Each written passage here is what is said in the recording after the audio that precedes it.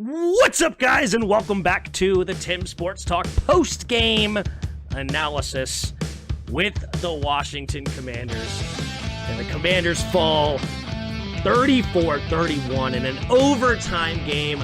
Beautiful game all around. Very exciting, crazy finishes. The Commanders fall to 2-2. The Eagles go to 4-0. Oh, that hurt. I'm hurt, man. I'm hurt. All right, let's go to the team stats first. Washington wins the time of possession battle 35-31. They had 26 first downs to the Eagles' 23. They went 8 for 17 on third down. Not bad. They also only allowed 4 for 12 on third down, but the Eagles and Washington both converted on fourth down, 2 for 2. Total yards, you had Eagles 415 yards to the Commanders 365. And you had penalties, 11 penalties for 80 yards against the Eagles, 7 penalties for 40 yards against the Commanders. No turnovers for each team. Both teams very clean. Sam Howell, 29 for 41, 290 yards and a touchdown. He did get sacked 5 times for a loss of 32. Jalen Hurts went 25 for 37, 319 yards, 2 touchdowns. DeAndre Swift, 14 carries, 56 yards, a touchdown. Leading ball carrier for Washington, Brian Robinson, 14 carries, 45 yards and a touchdown. Leading receivers, you had A.J. Brown explode for 9 catches, 175 yards and 2 touchdowns. And Terry McLaurin had 8 catches, 86 yards, no touchdowns. Leading receiver, though. A couple of fumbles for each team, but nobody lost their fumble. Cameron Curl had the leading tacklers for Washington with 12, 1 sack and 1 tackle for loss. Zach Cunningham had 13 tackles as well. Nicholas Moreau, have a day. 11 tackles, 3 tackles for loss, and 3 sacks. All right. You have Joey Sly, 1 for 1 on field goals, 4 for 4 on extra points. Jake Elliott, 4 for 4 on field goals, and 2 for 2 on extra points. Tress Way, 5 punts for 213, and Braden Mann, 3 for 129. Yeah, this one's tough. This one is definitely tough to swallow. What are my thoughts on this game? Man, there's so much to this game. There's so much that you can go through. Let's go ahead and start with the obvious. Emmanuel Forbes got toasted today.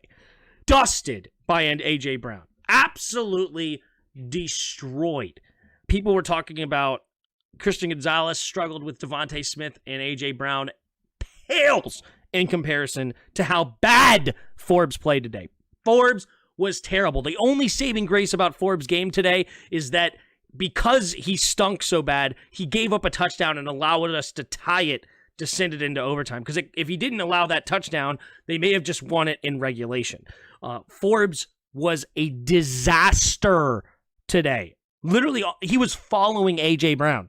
Following him. And he had his best day of the year. Best day of the year for A.J. Brown. 9 catches, 175 yards, and 2 touchdowns. Both touchdowns coming against Emmanuel Forbes. Yeah, that stat that was going around and all the Forbes fans were, hey, look, he's giving up the best passer rating or best QB rating out of all the players. Not anymore. He got dusted today. Big time. Emmanuel Forbes looked absolutely horrible.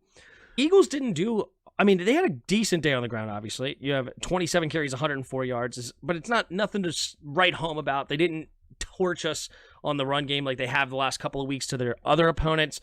We tried to stay balanced as we possibly can. 28 runs in this game is quite a few, with 41 passes, especially considering we had to pass a lot towards the end of the game to try to make a comeback. Brian Robinson, 14 carries, 45 yards, and a touchdown. You'd like to have a few more for him, a few more. But something I loved is how often we got the ball to Terry McLaurin today. I wish we could have got it to him a few more times, especially maybe going deep at all. But right out the gate, Sam Howell immediately targeted Terry McLaurin. Immediately. Going back shoulder, hitting him on the slant, and saying, hey, if you're going to leave him one-on-one, I'm going to beat you today with him. And unfortunately, it didn't turn into a huge day for Terry, which probably it should have been. But nonetheless, Terry also missed a few plays. I don't know if that is because he's still injured with his toe, or if EB has decided that he likes Byron Pringle on the field a lot for whatever reason. Terry needs to stay on the field 100% of snaps. Every snap that he's okay to go, he needs to be on the field. But That's just me. Jahan Dotson had a big touchdown at the end of the game. He did have a costly drop, though, early in the game. Really costly. But he's got that tying touchdown. That was huge with a beautiful route. At the top of the route, he had a little stem inside to be able to create a little bit of separation coming out. No push-off, just route running created that a little bit of separation, about a yard, which was plenty for Sam Howell to dart it in.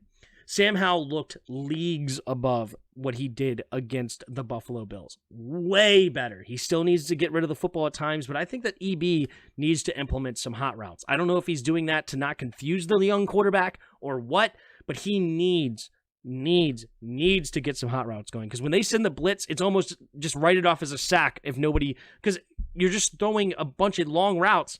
Sam Howell doesn't know what to do with it. He just ends up sitting there eating a sack. 5 more on the day.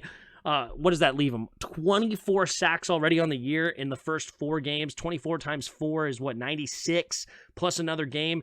I mean, you're on pace for over 100 sacks still right now with Sam Howell. Have to protect him, have to give him some opportunities to get rid of the football. We'll see more on the film if there was more that he could have had. Yeah, offensively, I actually really did not dislike much of what we did on offensive.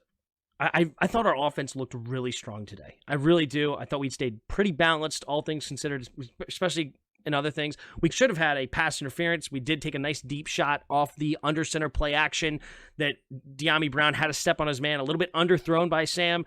But, I mean, he's just getting hung on to like drapes was the defender, so that's not good. But other than that, I thought we stayed really, really strong offensively. Defensively, there's things to like and things to not like. The run defense did solid today, considering this is one of the best run offenses in the league. And they're also going against one of the best offensive linemen in the league. Offensive lines. I'm so frustrated with some of Jack Del Rio's play calling. 3rd and 8. You only rush, or you send an offset rush, and you're dropping Chase Young and guys like Montez Sweat into coverage on 3rd and longs? Why? That is the down to pin your ears back and get after it. I understand dropping back into coverage like on 3rd and 2s, trying to like get into the quick slant passing lanes and stuff, but you don't want them in coverage like that. And he called that so many times today, and we gave up plays on 3rd down because of it. We're not getting any pressure because we're sending Derek Forrest to rush the quarterback instead of Chase Young, the guy you drafted number 2 overall, Montez Sweat, the guy you drafted number 27 overall. Why aren't these guys rushing, right? That was extremely frustrating. Also, very soft coverage as usual. For some reason, you had Emmanuel Forbes trailing A.J. Brown. Who decided to call that? Why? Since when is Emmanuel Forbes a dude that you travel with A.J. Brown, of all people? Are you serious? Do you really have it? Are you that delusional that you thought Emmanuel Forbes could man up A.J. Brown? He made Emmanuel Forbes look like a little kid. And A.J. Brown's not even one of the fastest receivers out there. And he's getting dusted. That's just egregious to me. Emmanuel Forbes really struggled all day. The linebacking core was an issue that was a big problem. Honestly, I know they're not good. But all things considered, I think they actually played pretty decent today. I don't expect a lot out of them. They're not good by any means. They could have been a lot worse. A lot worse. This came down to the secondary. The secondary got toasted. Just absolutely toasted. And don't even forget about the Devontae Smith catch before the end of the half. That was on Forbes as well. So, yeah, it's not good. Pretty much every single big play that you could think of came against Emmanuel Forbes today. It's that bad. It's that bad. So, there's a lot to not like about this game, but there's a lot to be encouraged about it, right? I mean, you're 3 points away from one of the best teams in the NFC. One of the best teams in the league. 3 points away. You're right in the mix. Even with these mistakes, even with one bad player on the field, you're right in the mix, right? I don't know why Emmanuel Forbes is the guy you're sending with A.J. Brown. I can't even fathom that. When Benjamin St-Juste is your man-to-man corner.